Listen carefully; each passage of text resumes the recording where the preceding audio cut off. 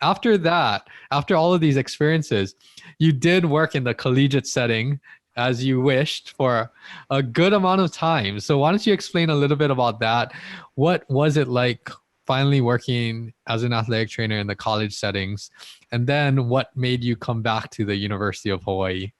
I mean, it was working in a college setting, it was very great time. I was having great time. Sometimes it was hard because, being a student is easy mode because whatever you do, all the full-time staff is covering your mess. Yeah, But yes. once you become a full-time staff, you are on your own.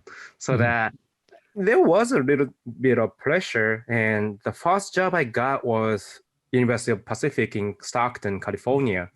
And still like a year internship, but I was working for women's basketball. And I still remember that moment. The head coach was great lady, but sometimes very strict. And she has a mission to, you know, complete.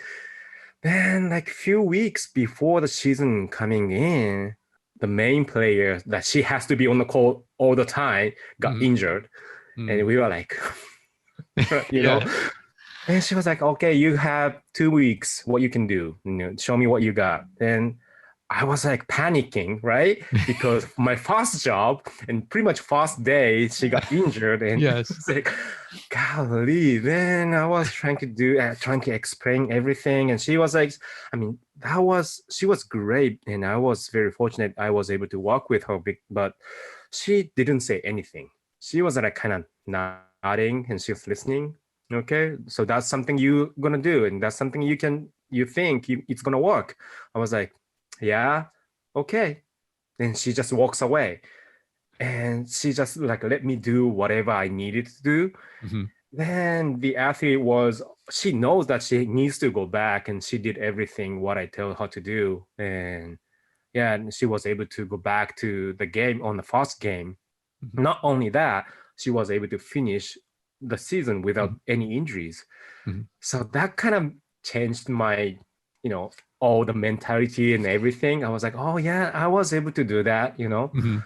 and I can do that. I can do this. And that was a great first year experience. I was like so nervous, but yeah, then I was having great relationship with coaches, and they taught me that number one job being athletic trainer is not taping or not stretching, but communicating with Mhm. athletes and the coaches. So Mhm. that I was going to their office first thing in the morning and the last thing in the day, and sometimes lunch break, everything. I was kind of talking. Mhm. So that then they taught me like how to establish the good relationship with the team.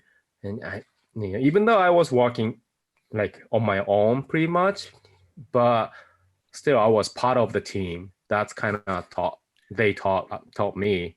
I like what you said there because in the athletic training profession, I think that's where a lot of miscommunication happens when the Mm. communication is just not clear. As athletic trainers, I don't know any athletic trainer that just wants to hold people out. Like that's not what we want to do. But it's making sure that you can perform and do it safely, right? And I think communicating that to an athlete, especially if they haven't been through injuries, that's super important. But also communicating to the coach, because if the coach and the athletic trainer coach and strength coach, athletic trainer, and everybody on the team can work together, the Mhm. athlete's going to benefit from that. And I think that goes again to all of your experiences leading up to that, because your English, you have strengthened your English, right? Being able to communicate not only verbally, but also building those relationships. That was probably huge. And obviously, it has brought you a lot of success too.